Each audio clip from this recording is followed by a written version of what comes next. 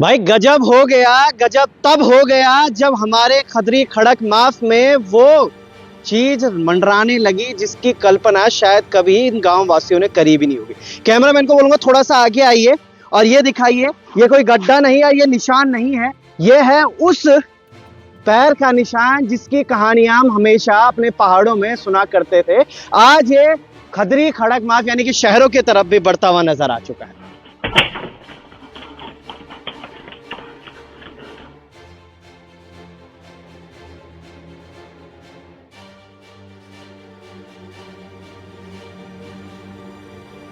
भालू की बात कर रहा हूं मैं। एक सीसीटीवी फुटेज आपने अभी देखी।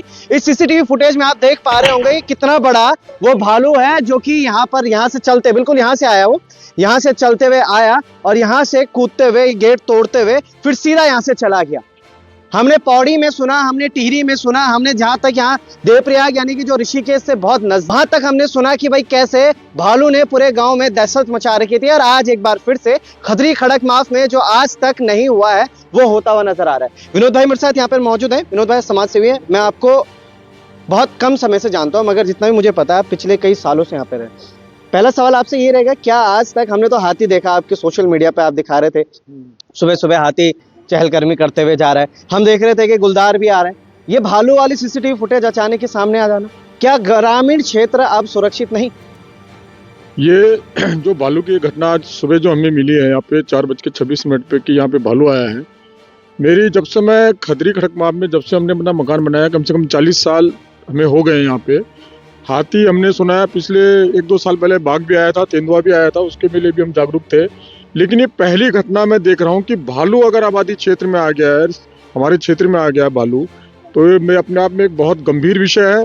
क्योंकि भालू एक ऐसा जानवर है जो आदमी पे सीधा उसके मुखौटे पे हमला करता है, उसको क्षतिग्रस्त करता है भालू। और भालू डरता भी नहीं है।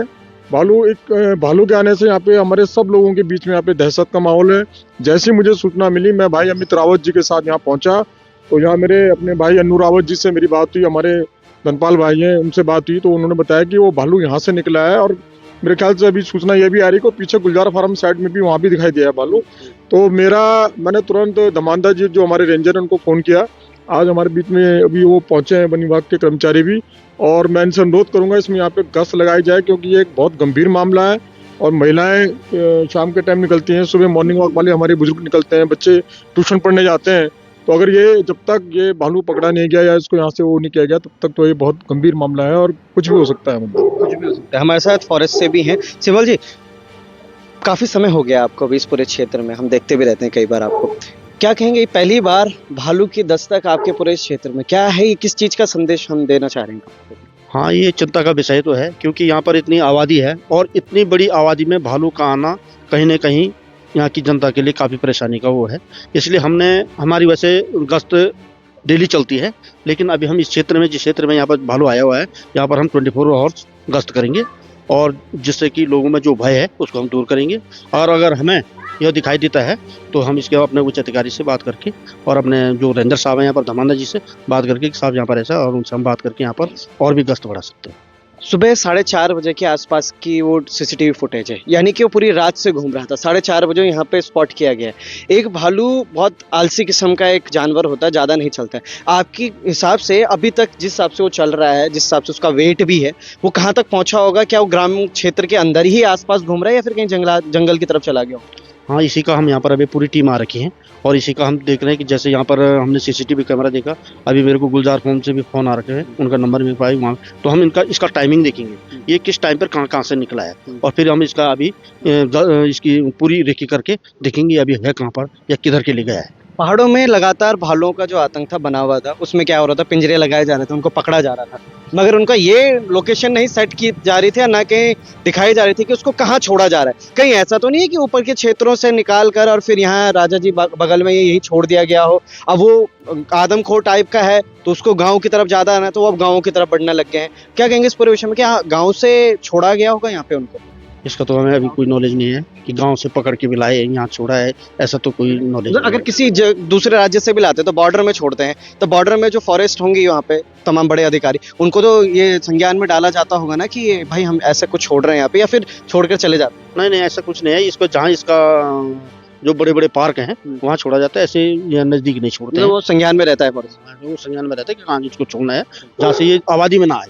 हाँ, जहाँ इसके लिए खाने के लिए है, सब चीज़ है, इसका इन्वायरमेंट है, वहाँ छोड़ा जाता है। ऐसे कहीं पर भी नहीं छोड़ सकते हैं। आप अभी फॉरेस्ट की तरफ से क्या कुछ कार्रवाई की जाएगी? अभी हम यहाँ पर पहले तो गश्त बढ़ाएंगे और इसकी लोकेशन ट्रेस करेंगे, ये है कहाँ पे, ये किस रास्ते गया, इसका टाइमिंग क्या है, और फिर हम इसके हिसाब से गश्त मारेंगे। गश्त मारा, क्योंकि भालू एक ऐसे, बहुत बहुत धन्यवाद। भालू एक ऐसा जानवर है, वो सुबह नहीं देखता, दिन नहीं देखता, रात नहीं देखता। जिस तरीके से हमारे पास फुटेजेस आ रही थी पहाड़ों से भी, सुबह के समय 9 बजे करीबन वो एक स्कूल के बच्चों को स्कूल के क्लास के अंदर से उठा के लेके चला जाता है। तो हम कैसे यकीन करें कि भाई वो अभी आसपास होगा और वो अटैक नहीं करेगा, रात को ही अटैक करेगा? राव जी क्या कहेंगे इस पूरे विषय में? क्षेत्र में दहशत का माहौल है, पूरा क्षेत्र बिल्कुल गंभीर रूप से इस तरीके से सोच रहा है कि भाई हाथी तो देख लिया हमने, तेंदुआ देख लिया हमने, गुलदार देख लिया हमने, तमाम वो आवारा पशुओं भी देख लिया जो कि लोगों पे अटैक करते थे, अब भालू भी देखेंगे क्या?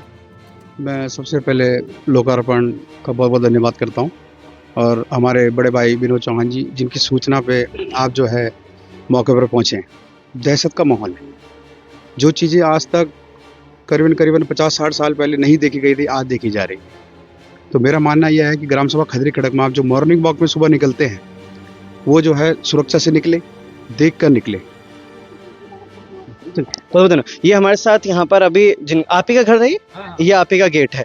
कितने बजे क्या, क्योंकि अंदर आपने कुत्ता भी पाल रखा है, तो उसने कहीं ना कहीं आपको संकेत तो दिए?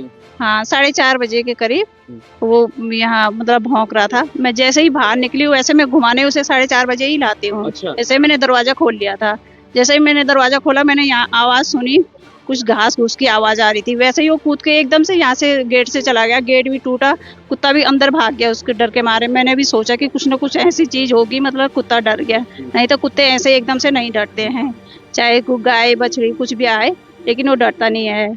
लेकिन उस डर के मारे वो अंदर भाग गया, फिर मैं भी अंदर चली गई। उसके बाद वो यहाँ से निकल गया, तब मेरे को इतना पता नहीं चला क्या हुआ। ये आप ही का गेट है। फॉरेस्ट से मैं पूछना चाहूंगा सर, ये जो टूटा है इसका मुआवजा कुछ रहेगा क्या? हाँ, इसका अभी हम इसका फोटो खींच करके और इसका मुआवजा दिया जाएगा। मैं कैमरामैन को बोलूंगा थोड़ा सा अंदर चलते हैं। अंदर भी क्या जाना, अगर हम देखेंगे तो सामने जो दीवार है, यहीं से वो भालू गया, आपने सीसीटीवी फुटेज में देखा होगा, और इसके बाद से वो दिख नहीं रहा था। जब यहाँ पर टूट गया हो, उसके बाद दिख नहीं रहा था। ये निशान, ये नाखूनों के निशान है, ये ऊपर ईंटों पे चढ़कर यहाँ से पूरा, और कैमरामैन को बोलूंगा थोड़ा दिखाइएगा उधर, और सीधा यहाँ से कूदकर उस खेत के रास्ते कहाँ लापता हो गया है, अभी नहीं पता इस बारे में कि किधर वो जा रखा है। वो जो डॉग है उनका, जिसको घुमाने आते थे, वो लगातार इधर की तरफ आ रहा है। तो ऐसे अगर फॉरेस्ट वालों के पास भी कोई डॉग स्क्वाड वगैरह होगी, तो शायद उनसे पता लगा सकते हैं कि वो कहाँ होगा इस वक्त और किस जगह पे होगा, क्योंकि ये जनजाति वाला क्षेत्र है। जनजाति वाले क्षेत्र में लोगों ने आम के पेड़ भी लगा रखे हैं, यहाँ बगीचे भी नहीं है, बगीचे भी हैं। तो मतलब आप ये समझिएगा, कहीं वो बगीचों में जाकर किसी पेड़ के ऊपर बैठकर आराम से इंतजार तो नहीं कर रहा है उस पल का कि कब यहाँ से निकले हम और कब हम किसी पे अटैक करें। क्योंकि ये सारी कहानी हमने जहाँ पहाड़ों में सुनी थी, अब शहरों की तरफ भी आती हुई नजर आ रही है। इस पर भी संज्ञान दिया जाए। फॉरेस्ट को भी सोचना चाहिए कि कहीं ऐसा तो नहीं है कि ऊपर से वन विभाग की टीम पकड़कर उनको अचानक ही कहीं पे भी छोड़ दे रही है। क्योंकि ऐसे हमने एक और फुटेज भी देखी थी, हमने सोशल मीडिया पे देखा था कि कैसे गुलदार को छोड़ दिया जाता है रात के 3-3:30 बजे करीबन, ताकि किसी को पता ना चले। अगर ऐसा भी हो रहा है तो फॉरेस्ट की टीम को इस पे बात करनी चाहिए। वो देखिएगा, वो लगातार वो जो कुत्ता है वो भी सूंघता हुआ इधर की तरफ भी अभी आ रहा था। तो ऐसे अगर फॉरेस्ट के पास भी कोई बढ़िया स्कॉट होगा तो वो भी ढूंढ सकते हैं उसको डॉग के माध्यम से। मगर क्या ये सारी चीजें होंगी, इस पर भी हम संज्ञान लेंगे, कभी पकड़ा जाएगा तब की फुटेज भी आपको दिखाएंगे। तब तक के लिए जय हिंद, जय भारत, जय उत्तराखंड।